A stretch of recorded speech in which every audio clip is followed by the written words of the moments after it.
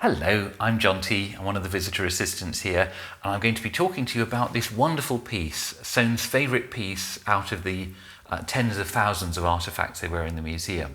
It's the Sarcophagus of Seti I. Seti I lived about 3,000 years ago in ancient Egypt. He was the son of Ramesses I, who isn't a very well-known pharaoh. He was the father of Ramesses II, who's the most famous out of the 300 or so leaders they had in ancient Egypt. Now, the sarcophagus is made out of calcite, which is a very interesting material, and I have actually seen it a number of years ago when the glass case was temporarily removed and we were able to put a light into it, and it goes a pinky red colour, and you see all the characters here dancing around in this wonderful angry red light. So it's a fascinating material.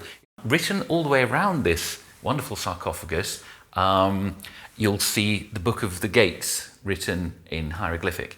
And what is the Book of the Gates? Well, the sun goes down, 12 hours later he comes up in a different place in the sky. Why is that? What's he been doing for 12 hours?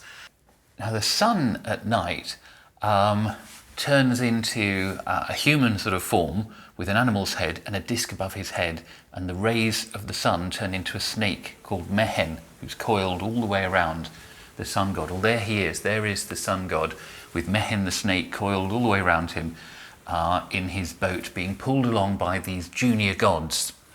And it takes 12 hours to go around, and then he comes up out of the duat, and that's why he comes up in a different place in the sky. And when he does, he merges with Mehen the snake, and he turns back into that bright disc that we all know we mustn't look at because it hurts our eyes. Now, it's written in hieroglyphic, and to give you an idea how complicated hieroglyphic is, it does three different things. Some of it is alphabetic, which is the way English works. You see a sound, and you see a symbol and it makes a sound. So, for instance, up here you can see that wriggly line. That is the letter N. It's making a N sound. The thing above it is a T, it is a N. That says 10. Doesn't mean the English word 10, but that's what that is. However, when you get three in a row, like here, that doesn't say N, N, N. It's no longer doing what English does, it's doing what Chinese does. It's symbolic. That is the word mu, which means water.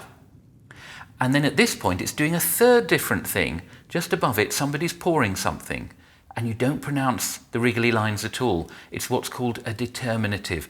It's reinforcing what you've just seen. Well, what is pouring? It's a liquidy thing to do, so it's reinforcing the liquidiness of pouring, the pouringness of pouring.